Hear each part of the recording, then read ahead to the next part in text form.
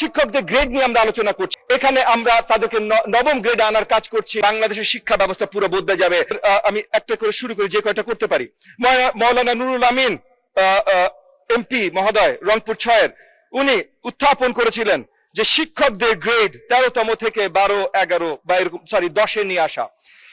শিক্ষকদের গ্রেড নিয়ে আমরা আলোচনা করছি। এই মুহূর্তে শিক্ষকদের বেতন আমাদের বাজেটের বছরে বাৎসরিক 26-27 যাবে 20,428 কোটি 64 লাখ। এখানে আমরা তাদেরকে নবম গ্রেডে আনার কাজ করছি। ইনশাআল্লাহ সেটা যদি আমরা সঠিকভাবে করতে পারি তাহলে 1.5 থেকে 2,000 কোটি টাকা এক্সট্রা খরচ হবে, যেটার বরাদ্দ মাননীয় ফাইন্যান্স মিনিস্টার আমাদের বাজেটে দিয়েছেন।